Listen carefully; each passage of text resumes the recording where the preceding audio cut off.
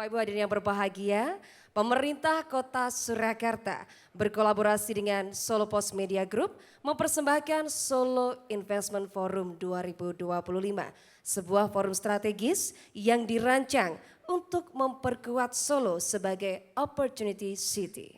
Betul sekali Titi, dan tentu saja Solo hari ini bukan sekedar kota budaya dan sejarah, tetapi juga kota yang menawarkan peluang di sektor ekonomi kreatif, pariwisata, pendidikan, kesehatan, hingga smart living dan juga teknologi.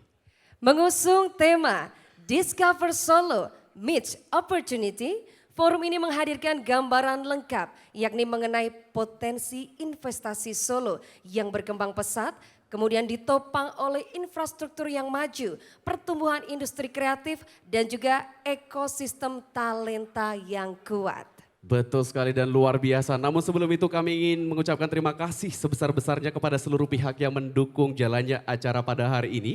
Kami ucapkan terima kasih kepada Bank Indonesia, Bank Jateng, Lembaga Penjamin Simpanan LPS, Kesatria Bengawan Solo, Bank Mandiri, BTN, BRI, PT KAI, Embos, HIPMI Surakarta, BNI, BSI, dan seluruh pihak yang mendukung jalannya acara ini hingga terlaksana dengan baik. Terima kasih sebesar-besarnya.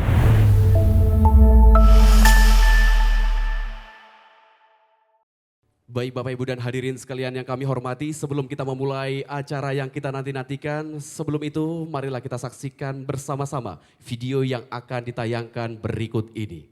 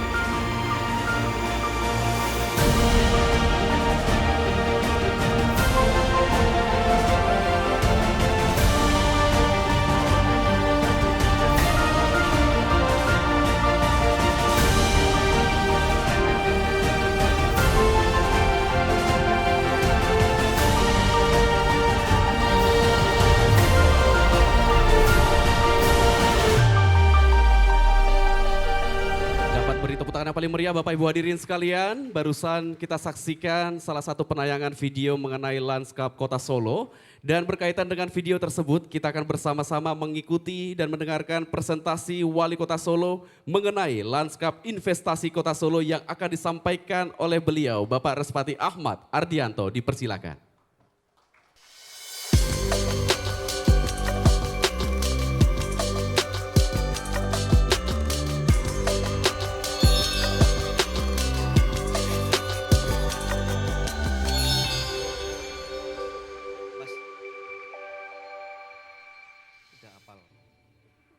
Bismillahirrahmanirrahim. Assalamualaikum warahmatullahi wabarakatuh. Salam sejahtera untuk kita semua. Shalom, Om Swastiastu, Namo Buddhaya, salam kebajikan, Rahayu. Saya ucapkan terima kasih yang terhormat Bapak Luhut Binsar Panjaitan, Ketua Dewan Ekonomi Nasional, Bapak Gubernur Jawa Tengah, Bapak Ahmad Lutfi, yang terhormat sahabat saya, Kanjeng Gusti Pangeran Adipati Aryo Mangkunegoro Kaping Sedoso, dan seluruh tamu undangan yang hadir yang saya tidak bisa sebutkan satu persatu. Saya ucapkan selamat datang di Kota Surakarta, di acara yang pertama kali Bapak izin ini kami buat di Solo untuk memaparkan peluang-peluang apa saja yang ada di kota Surakarta. Tentunya untuk Discover Solo dengan landscape video dan lain-lain, kita belum mengetahui tentang peluang-peluang apa saja yang harus dilakukan saat ini. Selalu menyampaikan kenapa Solo, why Solo. Kalau kata Kanjeng Gusti, ada intangible asset yang dimiliki dari kota Solo yang tidak tampak tapi punya nilai valuasi yang luar biasa. Tentunya secara strategis Solo sebagai hub di Jawa Tengah, kalau Pak Gub selalu sampaikan kalau Jawa Tengah itu senternya Magelang karena ada Gunung Tidar, tapi kalau kita ukur Pak, Jawa bagian Barat dan Jawa bagian Timur, Solo adalah tempat center dari Jawa Tengah Pak, tengahnya.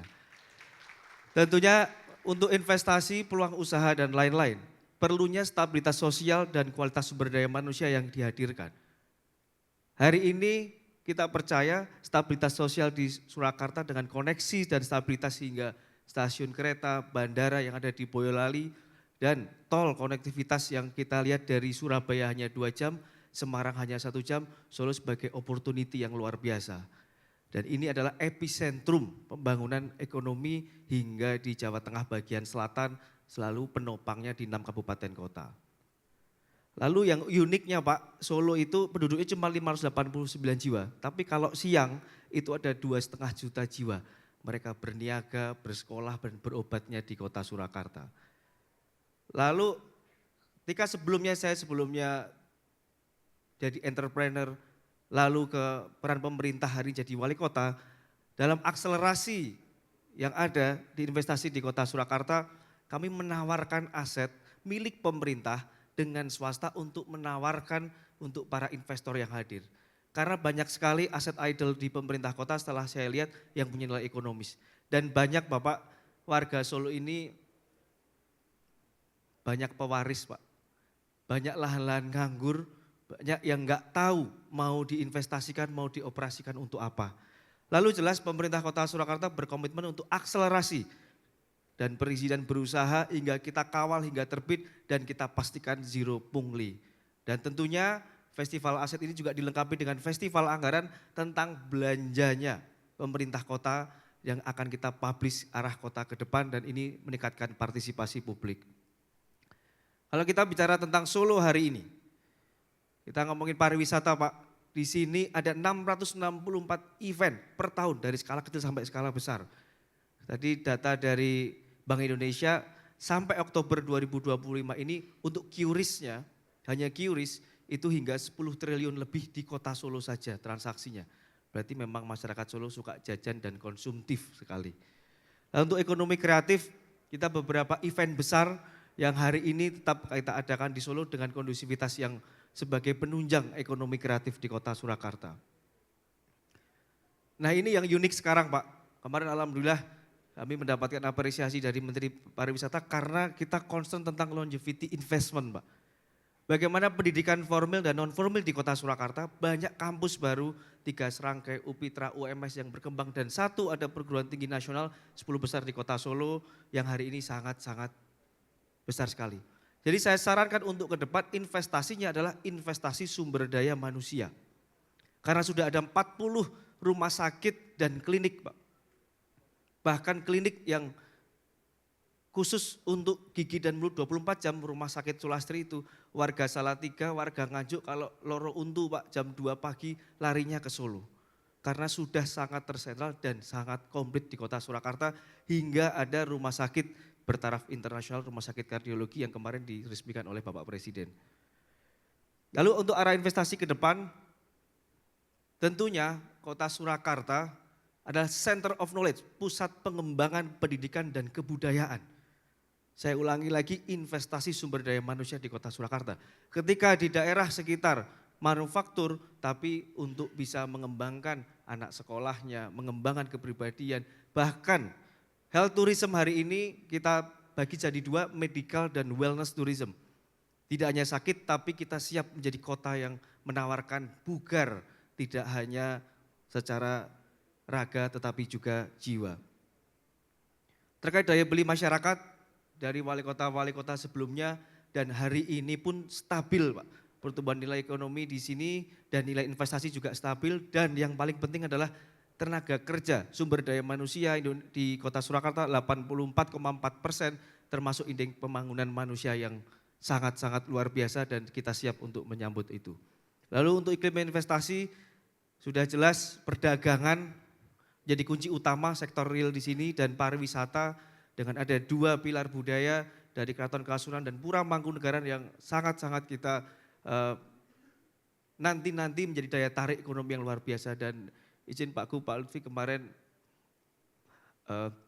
di Kanjeng Gusti sudah ketemu Menteri PU, jadi mungkin ke depan Mangkunegaran akan lebih luar biasa menjadi nilai ekonomi daya tarik pariwisata yang sangat bagus sekali. Ini top 7 sektor pelaku terbesarnya, dan izin usaha baru, resto dan hiburan ada di 46% dan pedagang retail ada di 25%. Ini menunjukkan tingkat konsumtif warga Kota Surakarta. Sangat-sangat konsumtif sehingga Bapak Ibu investor di sini akan tahu arah pembangunan di Kota Surakarta.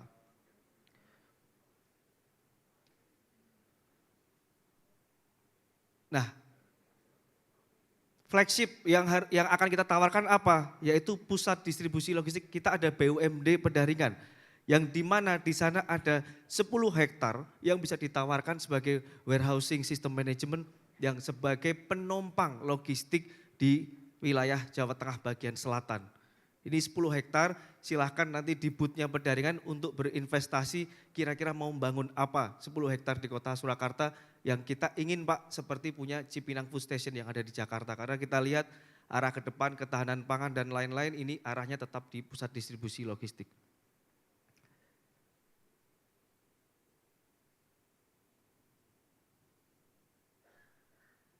Terakhir, kita pastikan di Kota Surakarta punya stabilitas sosial yang baik, kita punya infrastruktur yang memadai, kita punya ekosistem usaha ekonomi yang baik, pusat pengembangan budaya yang baik.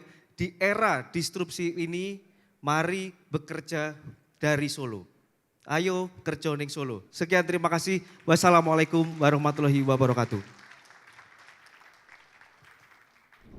Sambutan Gubernur Jawa Tengah, tentunya Komisaris Jenderal Polisi Purnawirawan Dr. Andes Ahmad Lutfi SH, SST MK. Dengan hormat kami silakan.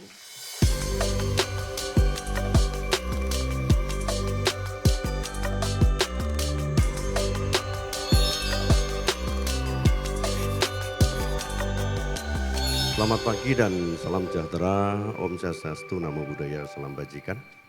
Hari ini telah hadir di tengah-tengah kita tokoh nasional yang telah memberikan suatu kontribusi kepada bangsa dan negara, yang hari ini telah memberikan semangat kepada Kota Solo khususnya dan warga Jawa Tengah pada umumnya, Bapak Jenderal TNI Purnawirawan Luhut Binsar Panjaitan, Pak Wali Kota Solo dan seluruh segenap yang hadir, BUMD, kemudian asisten dari provinsi dan para tokoh-tokoh Gusti dan jajarannya, Kanjeng Sinuwun Gusti dan Gusti Breng, Rodok Silau, serta Okadin Solo dengan perangkatnya dan hadirin sekalian, BI perwakilan dari BI perwakilan Solo juga ada tadi, serta Bapak Ibu sekalian yang tidak bisa kami sebut satu persatu. Kami menginspirasi apa yang disampaikan, apa yang telah dihadirkan hari ini, yaitu Bapak Luhut Binsar Panjaitan. Saya sangat mengidolakan sekali sama beliau. Tahun 2020-2021, dunia telah digetarkan adanya COVID-19. Pada saat itu di Wuhan, beberapa negara, 63 negara terkena di sana. Masuk Indonesia lewat seorang pembantu rumah tangga saat itu, kemudian menyebar di seluruh wilayah Indonesia. Saat itu tidak ada satupun negara yang mempunyai SOP penanganan COVID-19. Jadi kalau Pak Luhut itu malam memimpin penanganan COVID-19, bergetar kita. Jadi saat itu saya sebagai Kapolda, Lutfi katanya, paten kali kau, itu masih nyala-nyala lampu Demak itu. Jadi beliau mempunyai teori di bawah beliau Pak Prima ini tidak ada lampu yang boleh menyala saat itu karena di situ ada pergerakan orang dan barang. Sementara masyarakat kita UMKM Jawa Tengah hampir 4,2 juta yang sekarang bisa saya hitung. Pedagang kaki lima termasuk UMKM itu protes di depannya Polda Pak Luhut. Izin lapor Pak. Pak, kenapa malam hari saya tidak boleh jualan? Memangnya COVID adanya cuma siang hari, malam nggak ada. Gitu Pak. Saat itu tidak ada orang yang mempunyai suatu komitmen terhadap penanganan COVID. Termasuk di dunia, termasuk Indonesia. Tidak ada satu instansi manapun yang bisa menyelesaikan namanya COVID-19. Luar biasa.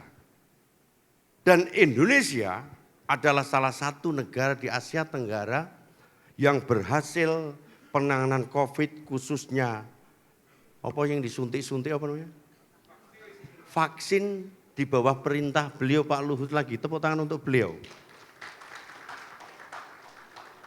Setelah kami pikir-pikir, leading point di bawah kendali Pak Luhut pada saat penanganan COVID itu apa? Ternyata di situ ada namanya nafas gotong royong, kebersamaan yang tidak dimiliki oleh negara lain. Anggota Polri jumlahnya 37 orang, saya didik sampai Babinsa, Babin Kamtipmas nyuntik yang bukan tugas pokoknya. Pemerintah, Pemda semuanya ikut dalam rangka menentukan social distancing dan lain sebagainya.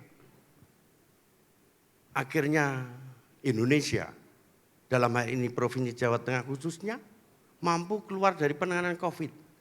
Di situ ada nafas yang tidak dimiliki oleh Amerika mungkin, China mungkin, terkait nafas yaitu gotong royong. Together we can, bersama-sama kita bisa. Ini yang menjadi leading point yang hari ini saya sampaikan karena ada beliau, karena beliau spirit saya. Dalam rangka menangani perkembangan situasi global, COVID-19 tidak selesai. Konflik Timur Tengah muncul. Ukraina dengan Rusia muncul. Perang dagang Amerika dan China dan lain sebagainya. Ini mempengaruhi dunia global terkait dengan ekonomi nasional termasuk Jawa Tengah. Apa yang kita lakukan? Maka agar ekonomi kita berdaya guna, kita harus menggerakkan seluruh potensi masyarakat dengan adanya suatu kolaborasi. Integrasi pemerintah pusat kita jabarkan dalam kolaborasi 35 kabupaten kota bersama-sama. Nafasnya together we can tadi. Karena provinsi tidak mungkin bisa berdiri sendiri. Wali kota Solo nggak akan bisa berdiri sendiri tanpa didukung oleh perangkat 7 kabupaten sekitarnya. Ada namanya Sragen, ada namanya Wonogiri, ada namanya Boyolali, ada namanya Klaten dan lain sebagainya. Aglomerasi Solo Raya di bawah kendali Solo Kota Madya sebagai pengendali wilayah, kita munculkan di wilayah kita. Kemarin di bawah Kadin, dalam 1 bulan kita Great Sale Solo Raya 10,7 triliun Pak Luhut kami laporkan, mampu. Ini mewujudkan bahwa aglomerasi ini adalah untuk menumbuhkan ekonomi baru di wilayah kita, meningkatkan fiskal kita tanpa ketergantungan PAD, APBD pusat maupun daerah. Karena membangun APBD, PAD kita itu hanya 15%, datangnya adalah investasi atau menumbuh kembangkan ekonomi baru di wilayah kita, yaitu Solo Raya. Makanya Pak Kadinnya Solo, saya bon kalian dengan timnya geser, adakan Great Sale di Eks-Karesidenan Semarang Raya. Geser ke Pati Raya, geser ke Banyumas Raya, geser ke Pekalongan Raya. Untuk apa? menumbuh kembangkan ekonomi baru di wilayah kita. Setuju? Setuju, oke. Hari ini Solo telah dibuka oleh Pak Wali Kota terkait dengan investment forum. Daerah lain juga mengadakan yang sama. Saya atas nama gubernur mengucapkan terima kasih. Dengan investor forum inilah Wali Kota Solo sudah berperan sebagai manajer marketing dia. Dia telah menjual wilayahnya. Sehingga secara tidak langsung beliau bisa mengeksplorasi wilayah kita untuk berkembang, menarik dari investor lain. Sehingga hari ini rekan-rekan hadir, saya sebagai gubernur mengucapkan terima kasih, tetapi prinsip bahwa salah satu syarat dalam hal investasi adalah jaminan keamanan ketertiban yang Solo beda dengan zaman saya dulu waktu Kapolres.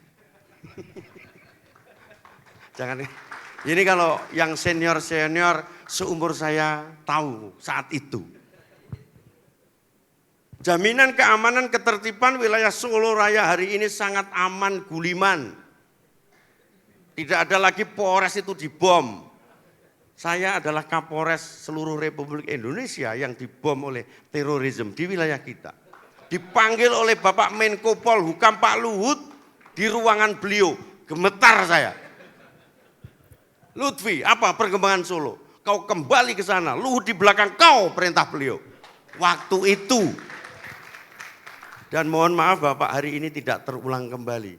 Karena masyarakat Solo sudah ayem tentrem, gemah ripah loh jinawi, toto trentem kertora harjo, yang hari ini akan mengundang para investor. Salah satu syarat adalah jaminan keamanan ketertiban tercipta. Yang kedua, perizinan tidak zaman dulu kala, Pak Wali Kota menyampaikan tidak ada lagi pungli. Tidak ada lagi premanisme di wilayah kita karena sudah tertib. Perizinan dipermudah. Kita sudah, kalau pusat sudah SOS apa itu namanya? One Gate System yang terintegrasi, nggak ono mejo kangelan dan lain sebagainya, dipermudah. Dan sudah saya direktifkan kepada Pak Wali Kota Bupati, jangan sekali-kali kalian mempersulit perizinan terkait dengan investasi. Karena itu adalah big bone-nya ekonomi kita. Tenaga kerja kita kompetitif. Sekolah-sekolah vokasi sumber daya manusia yang disampaikan oleh Mas Wali tadi adalah salah satu sarana. Di Jawa Tengah lowongan pekerjaan banyak. Tetapi yang tidak banyak adalah bagaimana sumber daya manusia bisa dimanfaatkan oleh company atau investasi. Sehingga sekolah vokasi, kemudian politeknik, BLK kita ciptakan untuk siap kerja di mana investasi itu berada. Dan ini sudah kita buktikan seluruh insan kampus dalam rangka kolaboratif government sudah saya gandeng untuk ikut serta memikirkan terkait dengan sumber daya manusia sehingga adik-adik kita siap pakai. Dan yang tidak kalah pentingnya, Jawa Tengah hari ini adalah salah satu provinsi yang menarik hati karena wilayahnya luas, adanya di sentral itu yang tengah, wong ini barangnya yang tengah pasti enak. Sehingga rugi kalau enggak investasi di Jawa Tengah. Apalagi di Solo. Jadi Solo dulu tidak ada lagi gelembuk, Solo wis hilang. Sudah hilang, semuanya sudah terbuka, belak kotang, indah, nyaman, dan mari kita investasi di wilayah Solo. Terima kasih, semoga hari ini akan terjadi adanya B2B terkait dengan potensi wilayah Solo yang hari ini akan kita eksplorasi oleh Bapak Wali Kota dan jajaran. Assalamualaikum warahmatullahi wabarakatuh. Selamat pagi, salam sejahtera, Unsur Satu. Namo Buddhaya, salam bajikan, selesai. Sesaat lagi kita akan mendengarkan keynote speech yang akan disampaikan oleh Ketua Dewan Ekonomi Nasional, Bapak Luhut Binsar Panjaitan. Beliau akan mengungkap tentang masa depan investasi daerah, peluang Solo dalam ekonomi baru Indonesia. Untuk itu kepada beliau, tentu saja Bapak Jenderal TNI Purnawirawan Luhut Binsar Panjaitan dipersilakan.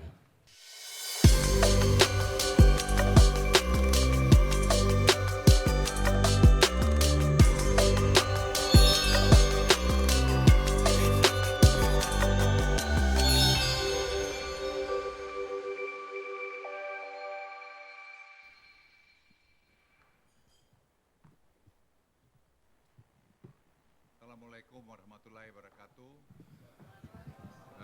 Bapak Gubernur yang saya hormati, Jenderal Ahmad Lutfi, Wali Kota Surakarta, Bapak Respati, dan hadirin yang berbahagia. Saya diminta oleh Bapak Wali untuk jadi keynote speaker di sini. Ya, perintah anak muda kita Pak Gubernur kita ikutin lah gitu. Karena saya lihat profil Solo bagus. Saya ini sebenarnya baru kasih tadi remark juga di sebelah Zoom. Tadi Happy Digital X dengan banyak peserta internasional mengenai digital, mengenai program digital. Terus saya ras kemari. Saya sangat merasa penting sekali untuk datang untuk bicara di sini, karena menurut saya Jawa Tengah ini punya masa depan yang luar biasa. Saya mau nanti cerita sedikit secara global dan kemudian akan mengerucut kepada apa yang harus kita bisa lakukan. Karena at the end kita bicara bagaimana melakukan semua itu. Kita jangan mimpi saja bicara, tapi eksekusinya ini kan yang penting. Eksekusi itu kan detail, siapa berbuat apa. Dan ini memerlukan teamwork yang kuat. Tadi Pak Gubernur, Pak Lutfi sudah menyampaikan. Memang beliau ini menurut saya selama jadi Kapolres dan juga selama jadi Kapolda pas kebetulan bersentuhan banyak dengan kerjaan saya. Jadi saya lihat memang paten. Ya tentu tidak ada manusia yang sempurna, tapi saya mudah berkomunikasi dengan Kapolda waktu itu maupun Kapolres waktu terjadi bom di sini. Jadi saya lihat itu penting, kerja sama tim. Jadi beliau bisa membentuk kerja sama tim. Dan juga saya lihat wali kota hampir sama gayanya. Saya tanya juga Pak Respati, Pak Wali, saya nggak diem-diem aja, emang saya mau aja datang sini kan. Saya pikir paten nggak ini orang gitu. Tapi saya kagum pada beliau ini waktu mau nyalon wali kota. Saya datang sini, sebenarnya diundang oleh keluarganya Pak Beni merestuk restorannya. Jadi kebetulan saya ketemu beliau ini pertama kali. Terus ada yang bilang bahwa dia mau jadi wali kota. Saya tanya, ratingmu berapa gitu. Belum tahu apa-apa, jadi masih. Tapi saya dengar Pak Respati jelaskan pikirannya, saya kira sangat bagus. Ya, jadilah dia. Sama juga sama Pak Lutfi nih, Jenderal Lutfi. Saya juga urusannya apa? Angkatan Darat mendukung polisi jadi gubernur. Sebenarnya jujur karena waktu COVID, saya lihat kan semua gubernur, saya kan lihat semua itu. Dengan sebanyak gudang pengalaman saya tahulah kira-kira ini kerjanya benar nggak benar gitu. Nah, kan ada pangdamnya, anak buah saya kan Rudi. Ya, saya tanya Rudi aja, Rud itu gimana si anu kau itu? Kapoldamu, oh paten Pak, dia yang bantu kita gini-gini gitu. Oh ya keren ya, keren. Jadi itu penanganan itu semua teamwork. Jadi saya suka telepon beliau, keren juga barang kau itu. Nah, tapi semua itu didesain oleh Firman berdiri kamu Firman. Sebenarnya ini Firman. Nah Firman ini yang pertama baru masuk ke kantor saya, waktu saya Menko Marves, dia orang Bappenas. Saya ingin cerita sama Anda, betapa sebenarnya teamwork itu super penting. Tidak boleh ada yang merasa bahwa karena saya, karena kita rame-rame. Jadi tadi Pak Lutfi bilang karena saya, Luhut sukses COVID, enggak, karena rame-rame. Kalau Pak Lutfi tidak bantu saya di sini kemarin, nggak akan jadi juga. Kalau Pak Lutfi tidak kerja sama Rudi Pangdam, nggak jadi juga. Dan seterusnya. Bapak Ibu sekalian, kalau kita lihat sekarang tingkat ketidakpastian dunia mencapai tingkat tertinggi pada tahun pertama Presiden Prabowo. Ini saya kira menjadi penting buat kita pahamin. Ini semua kita lihat data ini, dunia, kadangnya tidak bagus-bagus saja.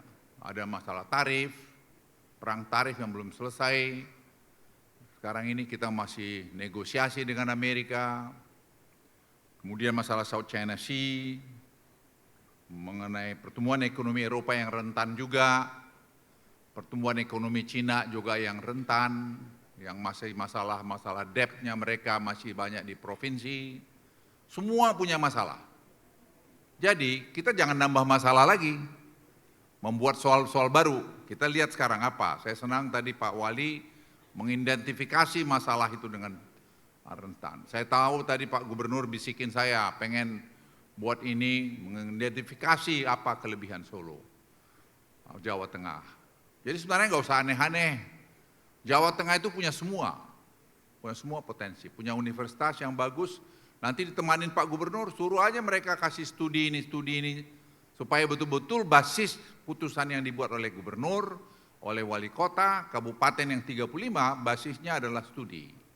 Kelemahan kita adalah tidak membuat studi. Kita merasa kalau pemimpin, lu nurut gue. Gitu. Padahal belum tentu, walaupun kau Gubernur, walaupun kau tadi Menko, walaupun kau apa, kau ngerti semua, enggak mesti. Kesalahan pemimpin adalah merasa bahwa dia tahu semua, padahal tidak.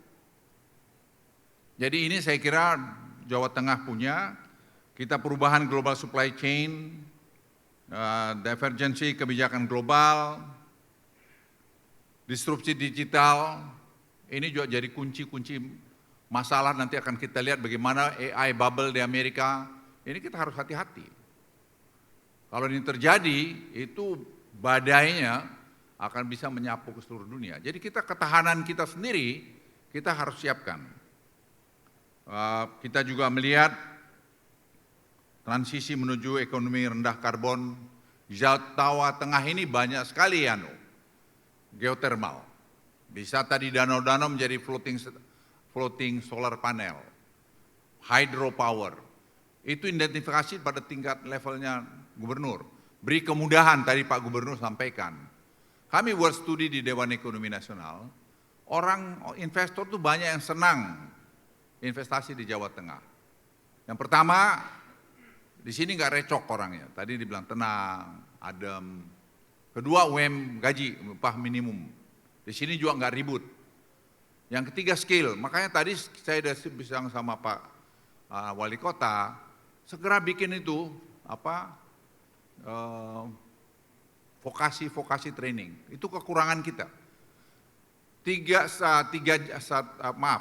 jam di Vietnam bisa 3 sepatu, kita 1 jam 1 sepatu.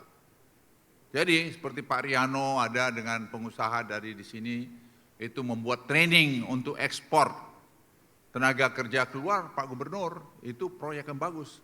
Pak Wali, Pak Bupati, ayo dibuat, dikolaborasikan, suruh tadi Universitas Gadjah Mada, Universitas 11 Maret, Universitas Diponegoro, buat studi di mana ini bisa dilakukan. Tawarkan pada investor, ada duit 200 triliun di perbankan. Bagaimana kita dorong itu mereka loan dari situ. Kalau tadi marketnya captive, tidak ada masalahnya. Masalahnya itu kalau marketnya tidak captive, bikin bisnis-bisnis yang punya risiko tinggi, itu bermasalah. Kalau yang tadi ini tidak. Orang membutuhkan tadi nurse, suster di rumah sakit. Ahli untuk elektrik, di Australia dibutuhkan. Terus tadi kebun. Itu kan semua vocational training. Orang Jawa Tengah tangannya sangat terampil. Kalah dan lebih sabar.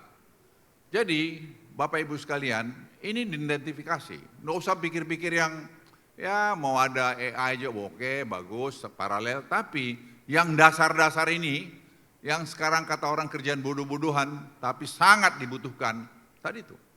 Kita ekspor tenaga kerja yang produktif, bukan maaf sekali lagi, tenaga kerja pembantu. Tapi tenaga kerja yang bisa memberikan nilai tambah. Tenaga kerja kita perawat sangat dibutuhkan di Jerman, di Eropa, di Amerika sekarang, di Jepang. Sekarang pergi di Jepang Anda, itu sebagai titik-titiknya itu di tempat di airport, itu ada orang Indonesia. Bapak Ibu sekalian, kalau saya juga melihat ketidakpastian tinggi ini akan terus mempengaruhi pertumbuhan ekonomi global 5 tahun ke depan ini dibandingkan sebelum pandemi. Saya kira Anda bisa lihat chart ini. Semua itu akan terjadi. Jadi justru kita harus melihat ini adalah peluang untuk Jawa Tengah. Ini adalah peluang untuk Jawa Tengah. Saya senang tadi sudah identifikasi sepanjang orang aman di sini, mudah di berinvestasi, tidak ada tadi wali kota ceritakan minta-minta sogok-sogok sana sini. Anda bikin contoh di sini, orang pasti datang sini. Pabrik sepatu kemarin ke Brebes, ya Brebes yang mana ya? Brebes, ada lagi Tegal, itu pindah ke sana. Itu berapa belas ribu lapangan kerja. Tapi tetap mereka masih bilang, produktivitas pekerja kita masih kalah dengan Vietnam. Ini program Pak Gubernur, Pak Wali, nanti teman-teman bupati yang lain, ayo kita bikin. Nanti tinggal cari networkingnya, nanti kita bantu. Kita bantu. Gak usah tinggi yang bicara tinggi-tinggi lah, ini aja. Duitnya ada kok. Nanti tinggal kita omongin. Bagaimana ini sama nanti Menteri Keuangan. Interestnya kalau orang-orang begini gimana? Bisnis-bisnis yang menciptakan lapangan kerja. Dan sudah captive. Itu bisa diomongin mungkin. Bapak Ibu sekalian, ini juga mengenai ketidakpastian yang tinggi, kebijakan yang protektif memicu turunnya harga komoditas. Harga komoditas turun. Tapi saya singgung tadi sama Pak Gubernur, studi misalnya Universitas 11 Maret atau Universitas Diponegoro, tanah-tanah ketinggian 1000 meter yang cocok untuk bibit bawang putih. Kita impor bawang putih 770 juta dolar.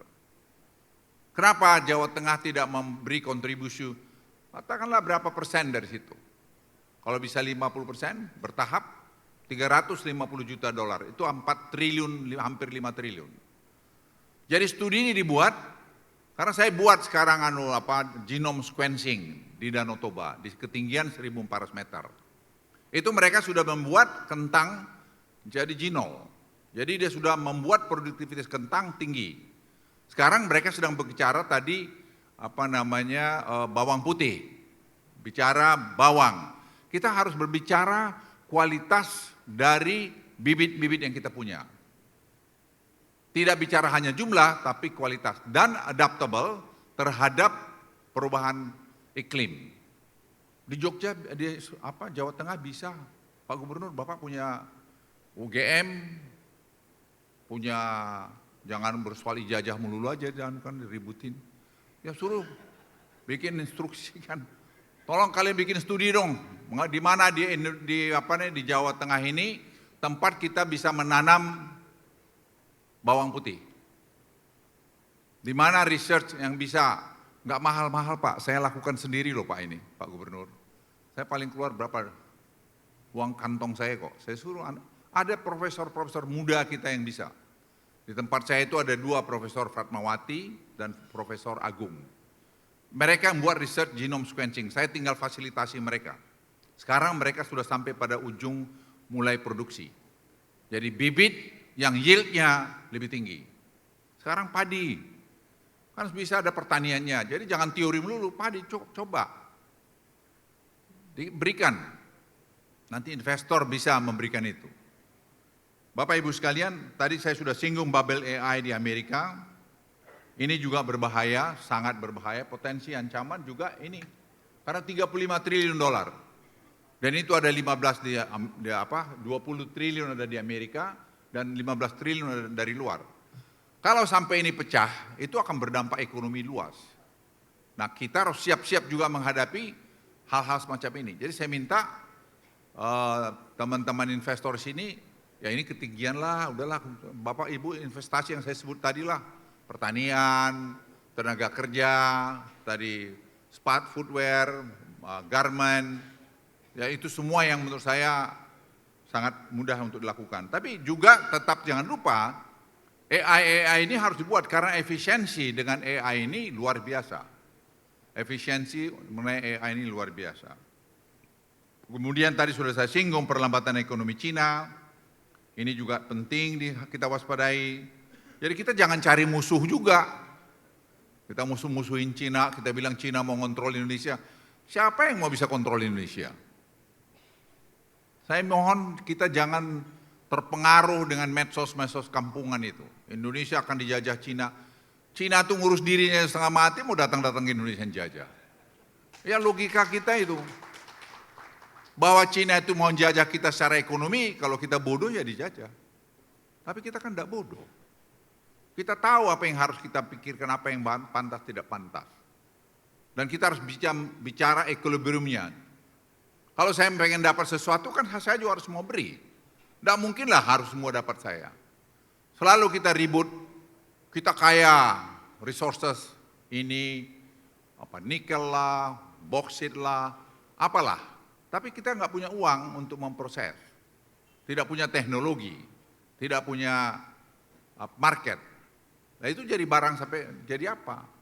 Lah kalau kita panggil orang yang punya 3 tadi, kan dia tanya gue dapat apa? Ya disitulah tadi kepintaran kita membuat keseimbangan, equilibrium dari itu. Nah ini saya bicara sama Raja Abu Dhabi, dia bilang sama saya, General Lahoud, you know what, our brother from Africa, dia bilang. Dia selalu mereka bilang, we are very rich, kita punya ini. Why don't you come over to invest in our country? Ya tapi kita belum mau apa-apa, sudah minta sogokan, sudah korupsi. Ya bagaimana? Jadi kita sendiri harus menata diri kita. Makanya digitalisasi government teknologi yang sekarang sedang kita kerjakan, itu akan membuat efisiensi dan juga akan mengurangi korupsi-korupsi. Ketidakpastian global yang tinggi itu sebenarnya perekonomian Indonesia masih diperkirakan tetap pada posisi yang kuat di antara peers negara-negara yang ini. Kalau kita lihat Thailand apa semua kita masih oke. Tapi kalau kita lebih detail, mengerjakannya lebih kompak, tidak saling menyalahkan, tidak ada satu pemerintahan itu yang bisa menyelesaikan satu proyek sekaligus jalan. Ya, waktu Presiden SBY kepada Presiden Pak Jokowi, apa memang nggak banyak proyek yang stranded? Banyak, tapi kita nggak ngomong aja. Tidak kita pernah omongkan. Pak Jokowi bilang, Pak Luhut coba dilihat. Ya saya lihat, kita pelajari. Betul Pak, tapi pilihannya 2. Kita tidak teruskan, jadi mangkrak. Kita teruskan, ya tidak terlalu pas, tapi selesailah Pak. Mungkin overtime, dia bisa, saya beri contoh. Kertajati. Kertajati itu sudah mangkrak Pak. Ya, sudah mangkrak. Tapi kami pergi sana lihat, oke, bisa jalan walaupun masih tentu ekstra. Kita akhirnya buat toll road dari Bandung terus sampai Kertajati. Dan sekarang kita buat di situ ada pabrik BYD. Ya jadi agak jalan. Tapi kita nggak pernah ribut itu. Orang bilang wus, korupsi, markup. Urusannya markup 40% itu milik investasi Cina, 60% kita. Kalau kita markup, ya Cinanya ikut markup, ya dipotong lehernya dia di sana. Jadi kita nggak mikir ke situ, bahwa kita nggak berdiri sendiri. Kita paham kok itu, kita nggak bisa dibodoh-bodohin Cina itu, si Firman, siapa ini, Firman, Seto. Mereka yang merancang itu semua supaya kita jangan di outsmart oleh negara-negara lain. Dan kita paham itu. Kalau kita lihat juga inflasi terjaga, ini juga perlu, tapi pengangguran juga kita lihat cukup banyak, terutama sebenarnya yang intelektual. Dan itu juga bukan berlaku di kita saja, di Amerika pun sekarang orang lulusan dari top university juga susah cari kerja. Tsinghua, top university di Cina, pertama kali lulusan mereka tuh ada yang nganggur. Ini juga perlu kita perhatikan Pak, makanya tadi pekerjaan vokasi itu menjadi penting. Vocational training itu menjadi penting. Kemudian namun kualitas pekerja masih menjadi PR kita, saya sudah singgung. Pekerja formal menurun, share pekerja penuh masih lebih rendah dari sebelum pandemi. Jadi kita belum semua pulih karena keadaan global tadi. Tapi manageable, masih doable kalau kita semua kompak. Kita jangan cepat nyalahkan ini, nyalahkan sana, enggak ada. Memang keadaan dunia tak jelas sekarang itu. Tak jelas. Amerika sendiri pusing, ya. Kita ya masih lumayan lah. Tadi sudah saya singgung, pertumbuhan ekonomi kita masih termasuk baik dan bandingkan negara-negara yang lain. Nah kalau kita lihat perekonomian Surakarta tetap tumbuh kuat dengan inflasi yang terjaga meskipun perlu waspada tren peningkatan. Ini tren peningkatan inflasi cukup ada kalau kita lihat, tapi Solo masih lumayan, Surakarta area ini. Ini saya pikir menjadi sangat penting untuk kita perhatikan bersama. Pak Wali saya kira sudah berupaya habis-habisan, transparansi, efisiensi, tidak ada sogok menyogok. Tadi yang disebutkan gubernur, betul-betul orang datang kemari nyaman. Dia feel very comfortable. Manfaatin rumah sakit yang disumbang Raja Abu Dhabi itu menjadi mungkin rumah sakit yang keren supaya orang kalau mau berobat jantung misalnya spesialis ini suruh Universitas Surakarta atau Universitas Diponegoro membuat kontribusi dokter lagi di sana. Tingkat pengangguran Surakarta juga menurun, tapi juga pekerja di sektor informal mengalami peningkatan. Jadi tidak bagus sebenarnya. Jadi ini perlu nanti kita lihat supaya dengan data ini nanti Pak Wali Kota bisa lihat, oh perlu dilakukan hal-hal semacam ini. Penciptaan lapangan kerja formal adalah investasi. Investasi di Surakarta perlu terus mendorong perlambatan di peningkatan investasi di Jawa Tengah. Ini perlu segera agak lebih agresif di Jawa Tengah untuk melakukan langkah-langkah ini. Saya sudah singgung tadi, banyak kita lihat tadi investasi garment, footwear, dan lain itu yang pindah ke Jawa Tengah. Nah ini saya kira dimanfaatkan oleh Pak Gubernur dengan Pak Wali, Bang Bupati semua untuk membuat ini. Nah tadi training, vokasi training itu menjadi sangat penting untuk dilakukan. Saya kira dengan universitas bekerja sama, didorong politeknik D1, D2, D3, dan seterusnya. Kemudian juga belajar dari tahun 80-an, itu kita pernah tumbuh 8% lebih karena deregulasi. Nah sekarang di Jawa Tengah ini, nanti Pak Gubernur dengan tim rame-rame dengan seluruh kabupaten, apa regulasi kita yang menghambat investor datang kemari. Nanti Dewan Ekonomi siap membantu, nanti saya kira dengan Pak Firman ada di sini, nanti dari timnya Pak Gubernur, Pak Wali Kota maupun Kabupaten berkolaborasi kita. Apa yang sama-sama kita usulkan, karena government teknologi yang sedang kami buat, sekarang kita uji coba kemarin di Banyuwangi sangat berhasil, dan sekarang 32 kabupaten. Saya nggak tahu dari Jawa Tengah ada kabupatennya mana? Kenapa? Ya, yang ikut menguji coba dari government teknologi ini. Nah kemarin di Banyuwangi kita baru tahu 77% bantuan sosial itu off target. Jadi angka itu besar sekali. Jadi kalau sekarang kita dengan GovTech ini yang sekarang sudah kita perbaikin terus dengan tadi piloting tadi, kita bisa menghemat, kalau saya sudah lapor Presiden kemarin, itu bisa 300 triliun setahun. Nah, ini saya kira penting dan itu akan memotong banyak birokrasi. Dan MBG yang sekarang jalan di Solo, saya dapat laporan termasuk sukses. Yang sukses, nah saya tadi beritahu sama Pak Wali, nanti Pak Gubernur juga di ekosistemin aja semua. Jadi yang suplai telur, yang suplai sayur, suplai buah, suplai ikan, suplai apa, menjadi satu ekosistem kepada dapur-dapur MBG tadi. Karena itu menurut saya akan membantu pemerataan, yang membuat keadilan dan membuat ekonomi kita jadi lebih bagus. Jadi asal ditata dengan baik. Yang menjadi masalah kadang-kadang itu menjadi tidak tertata dengan baik. Dan itu akan ada pertumbuhan ekonomi dari sana. Jadi sukses story dari Solo itu perlu ditingkatkan, di-share ke tempat lain. Kemudian peningkatan skill SDM, ini saya kira penting. Anda sudah lihat di sini, ada contoh kami Brebes, Demak, ini kami sudah pergi sana lihat, tim kami kirim ke sini untuk melihat ini semua. Dan ternyata bisa, mereka mau. Jadi Pak Gubernur sekarang dengan Pak Wali Kota, dengan Kabupaten saya kira perlu duduk, identifikasi masalahnya, minta Universitas Diponegoro atau Gajah Mada atau 11 Maret untuk menstudi ini. Apa yang harus saya buat sebagai gubernur?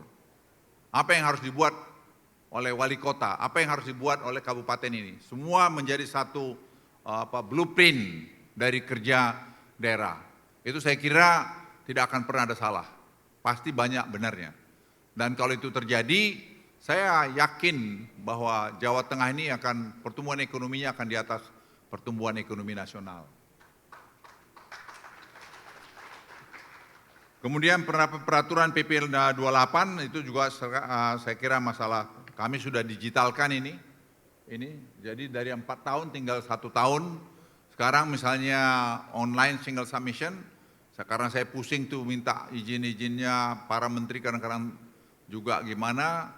Ya sekarang kasihkan aja di AI, pakai AI 1.600 halaman, dia baca cuma 1 menit, selesai, mana yang belum bagus, mana yang bagus dan seterusnya.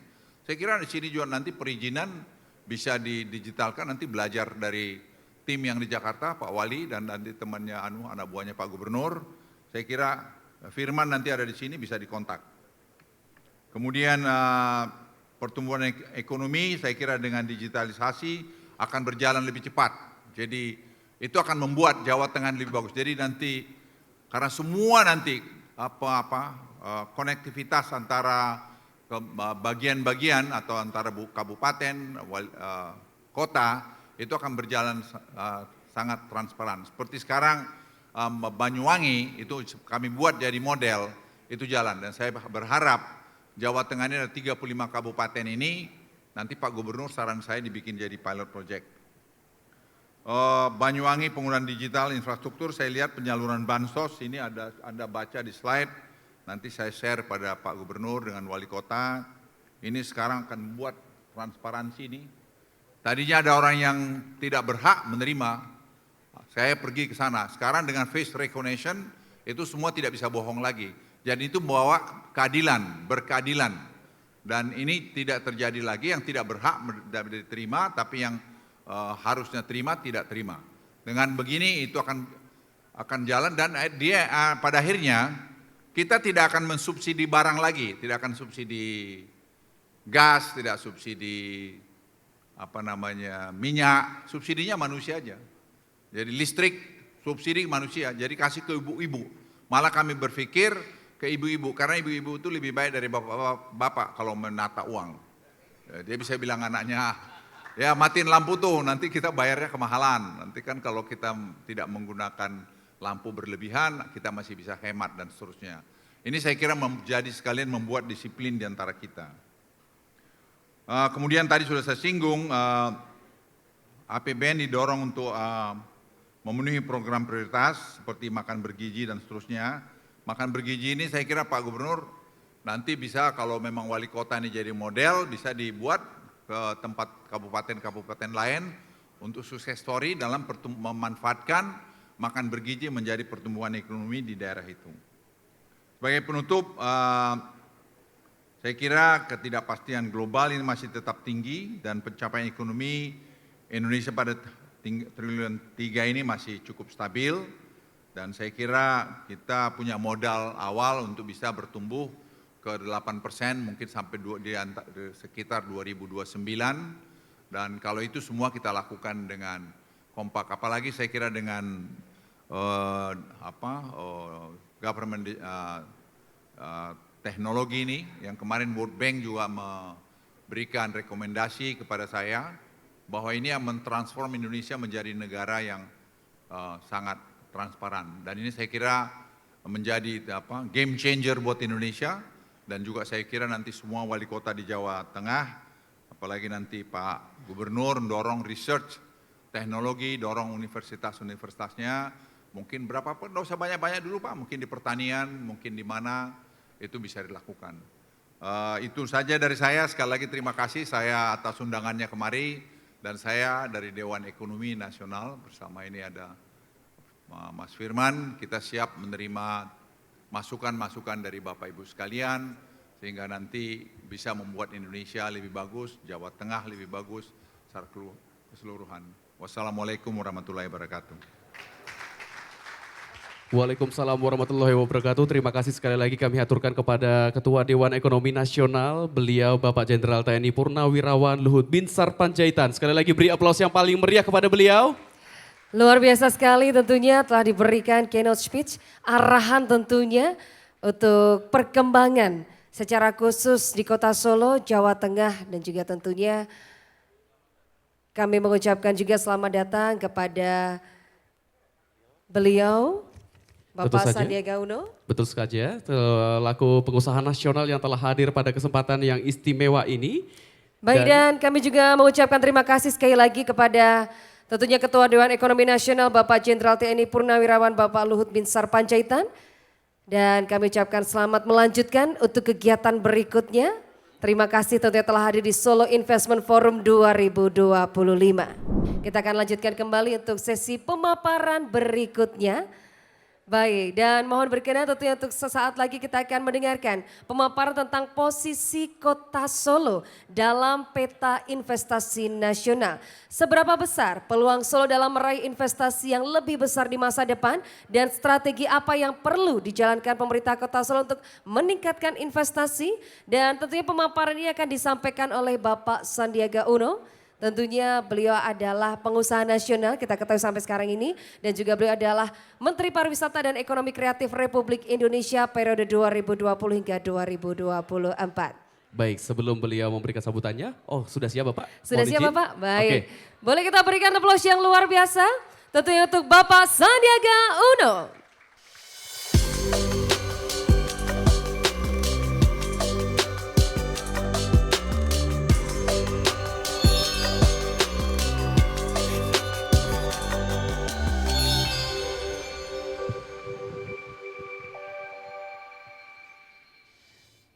Baik, terima kasih. Bismillahirrahmanirrahim. Assalamualaikum warahmatullahi wabarakatuh. Salam sejahtera bagi kita semua. Sugeng Enjang, selamat pagi.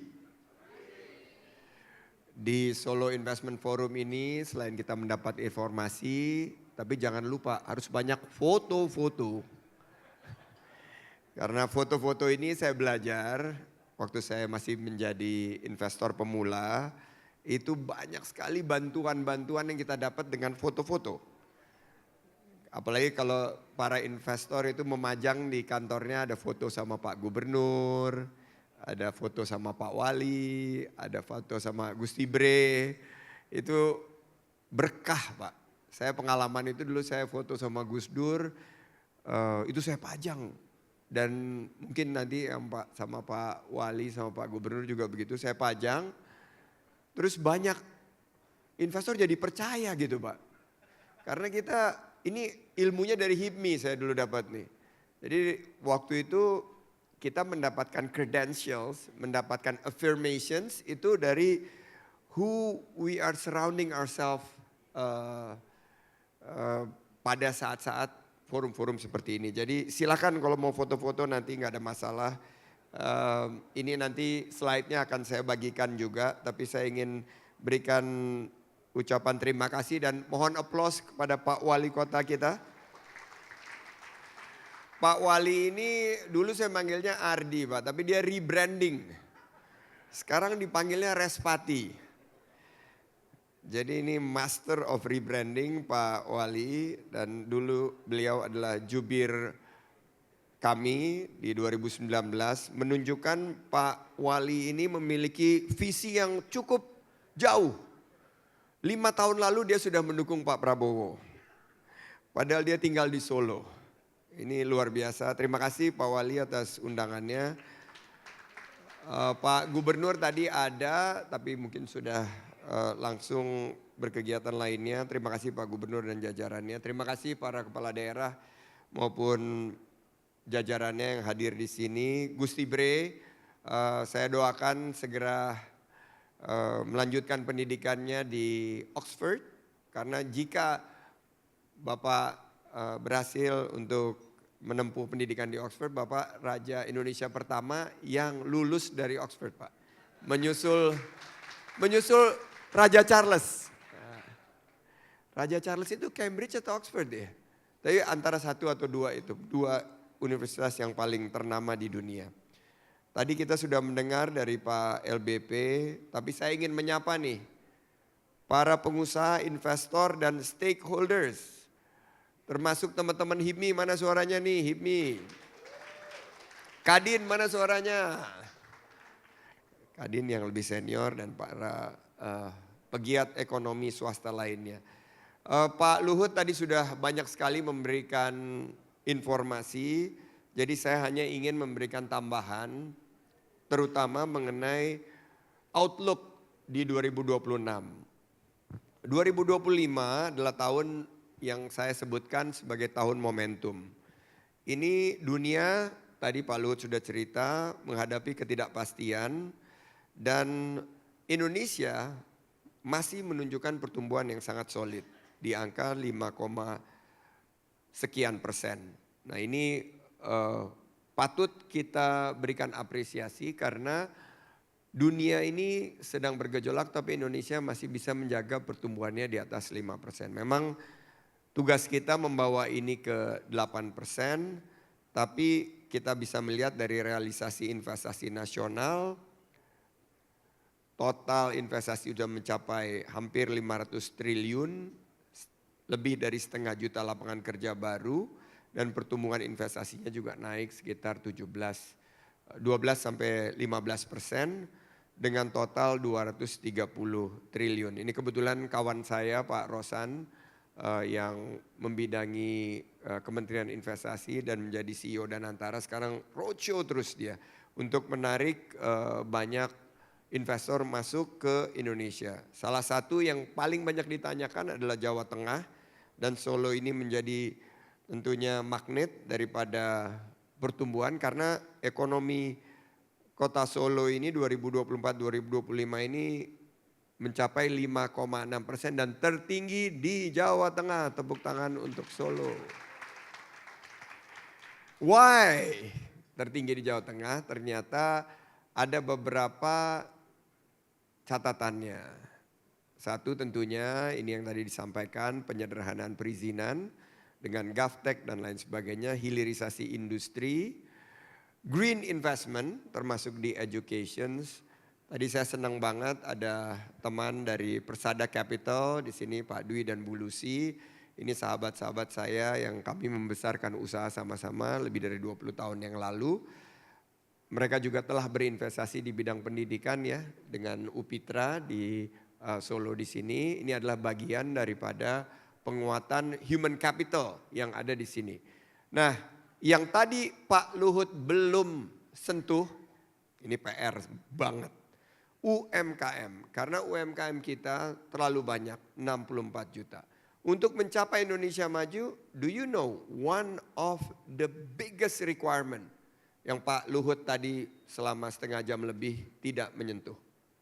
Ternyata menurut McKinsey Global Institute bahwa kita perlu kenaikan kelas dari para UMKM. Misalnya Mas Lili dengan Sedayu Powernya.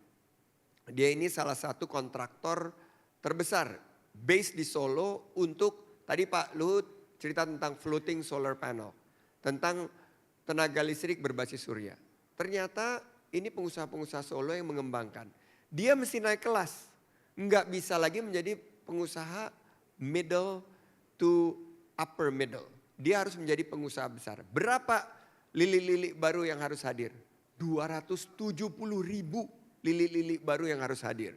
Nah, itulah cara kita mencapai negara maju. 270.000 UMKM harus naik kelas menjadi usaha besar dan 4.000 usaha besar harus menjadi usaha internasional, regional dan global. Ini adalah prasyarat kita mencapai Indonesia maju, Indonesia emas 2045. Nah, Indonesia sekarang sudah masuk 10 besar negara tujuan FDI dari Asia Pasifik. Sayangnya kita masih jauh di bawah Singapura, ini mesti kita kejar. Kita sedikit di atas Vietnam. Jadi kalau saya tuh ingin mengingatkan yang perlu kita kejar. Yang baik-baik tadi Pak Luhut sudah sampaikan, tapi yang banyak PR-nya ini adalah bagaimana kita bisa tingkatkan FDI kita menuju angka yang jauh lebih besar lagi. Karena pasar domestik besar kita ini menjadi daya tarik dan bonus demografi kita ini sangat-sangat unik. Para Gen Z kita menjadi daya tarik utama karena mereka sangat adaptif terhadap teknologi terkini. AI misalnya. Sekarang AI sudah digunakan luar biasa, bukan hanya di sosial media tapi banyak sekali aplikasi yang telah dilakukan sehingga ekonomi digital terbesar di Asia Tenggara itu ada di Indonesia. Nah, Solo ini gampang banget karena punya duta besar yang keren-keren dan ganteng-ganteng. Jadi ada Gusti Bre, ini very international lah. Ya. Ini dia gampang banget menjual investasi di Solo. Taruh mukanya, looks-nya aja orang udah pengen invest gitu. Belum lihat angkanya, belum lihat sektornya, lihat rajanya, wah tertarik banget saya mau invest. Saya tadi udah pengen nulis cek aja begitu ngelihat Pak Gusti Bre. Terus wali kotanya super dekat sama presiden. Sebelum presiden jadi presiden, 5 tahun lalu dia memberanikan diri menjadi jubirnya. Ini kan butuh keberanian yang tingkat dewa. Tapi beliau ini Pak Respati, saya panggilnya sekarang, juga bisa menjadi duta-duta besar. Siapa lagi yang menjadi duta besar? Pak Presiden Jokowi yang tinggal di sini. Saya belum pernah melihat mantan presiden Indonesia yang tinggal di luar Jabodetabek. Coba.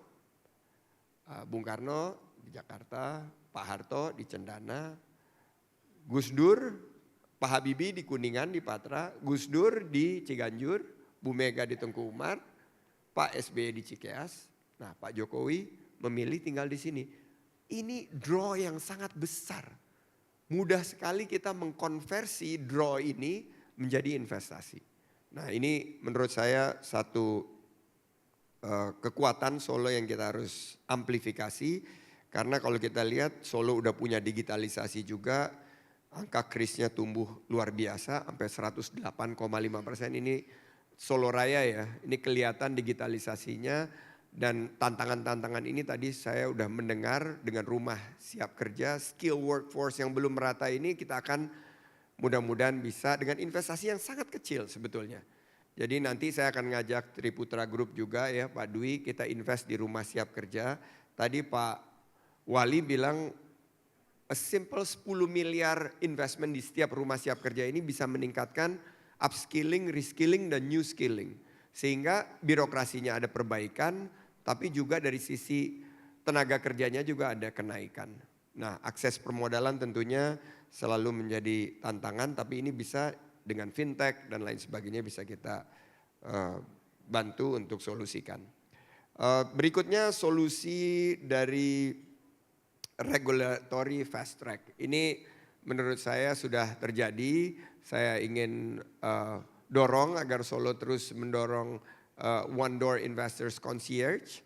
Ini selalu kalau kita datang ke hotel ada yang menyambut di depan. Nah, investor juga harus seperti itu. Mulai mereka masuk Solo sampai mereka berinvestasi dan post investment itu selalu harus ada concierge-nya. Talent upskilling, AI, green incentives. Dan ini penting banget karena green economy adalah ekonomi masa depan kita dan juga onboarding dari UMKM untuk mereka naik kelas, memperluas pasar dan menarik investor. Saya juga melihat banyak usaha-usaha di Solo ini yang sudah layak IPO. Jadi saya banyak mendorong adanya masterclass dan bootcamp untuk UMKM kita yang akan ready untuk melantai di bursa. Saya sendiri membawa perusahaan saya di bursa sekitar 20 tahun yang lalu. Ini perlu diikuti oleh teman-teman UMKM di Solo. Saya mau tanya para UMKM di sini siap atau siap? Kurang kompak. Siap? Kita IPO sama-sama. Jadi siapa yang akan mendrive? Generasi muda Solo. Generasi muda Solo ini sudah terkenal kreatif, digital natif dan adaptif. Tadi yang menjemput saya Putra Solo 2024, Mas Brian. Mana Mas Brian? Terima kasih Mas Brian jemput saya. Ini persis kloningannya sespri saya. Pak Hanifan Fuadi yang di Kemenparekraf. Dia Putra Solo 2010 atau 2011. Sama-sama sama Mbak Selfie waktu itu. Jadi saya lihat ini Solo udah punya generasi muda yang brandingnya itu udah pas banget. Kreatif, digital native, dan adaptif. Ini aja yang dipakai terus, tepuk tangan buat generasi muda Solo. Dan saya yakin central role dari anak muda ini bukan lagi mencari lapangan kerja. Tapi menciptakan lapangan kerja menjadi job creator. Ini saya rasa dengan adanya sektor digital, AI, dan saya titip benar. Tadi pendidikan udah dengan UPITRA, wellness tourism. Harus ada tourism berbasis kesehatan dan wellness, kebugaran. Di sini pusatnya. Makanya waktu dulu kami memimpin di kementerian, saya mendorong agar Solo dengan semua ekosistemnya mendorong produk-produk lokalnya naik kelas. Salah satunya dengan wellness tourism. Karena kalau kita bicara wellness, Indonesia itu udah global leader. Kalau kita bicara mengenai kebugaran, spa dan lain sebagainya, Indonesia adalah global leader. Nah, terakhir saya ingin menutup bahwa Solo harus menjadi investment hub dengan beberapa konsideran utama. Kalau kita lihat infrastruktur sudah terbangun, jalan tol, kereta api, airportnya sudah internasional lagi. Tadi saya mendarat. Dulu saya selalu Pak Wapres menanyakan saya, Pak kapan Solo ini airportnya internasional lagi? Bikin event yang banyak. Dan tadi saya senang banget waktu mendarat pakai Citylink. Selamat datang di Bandara Internasional Adi Sumarmo. Ini merupakan recognition bahwa Solo sekarang udah kembali menjadi international city. Tepuk tangan dulu buat Solo. Dan yang menarik juga adalah investor ini look at cost of living. Cost of living di sini relatif rendah. Kenapa? Investor itu langsung melihat bahwa ternyata produktivitas kalau bisa ditingkatkan, cost of livingnya rendah, tentunya cuannya bisa lebih banyak. Nah, saya mengajak semua kita berkolaborasi, jangan hanya pemerintah, tapi para anak muda dan investor dan ibu-ibu. Tadi Pak Luhut juga menyampaikan peran ibu-ibu, peran emak-emak, peran para perempuan dalam menciptakan investasi, dan saya yakin Solo bisa menjadi investment hub, bersama kita bisa. Saya akhiri dengan pantun penutup. Tadi nggak ada pantun dari tadi soalnya. Belum cakepnya. Tahan pakai cakepnya ya. Oh di Solo ini cakep juga nggih? Cakep. Pergi ke pasar beli jamu. Cakep. Ini MC-nya belum cakepnya, kerasan dikit dong MC-nya. Pergi ke pasar membeli jamu. Cakep. Pulang sore mampir ke Kartasura. Cakep. Investasi tumbuh peluang maju. Cakep. Bersama Pak Wali dan Gus Ibre, Solo siap menjadi pusat ekonomi Nusantara. Cakep. Terima kasih. Wabillahi taufik wal hidayah. Wassalamualaikum warahmatullahi wabarakatuh.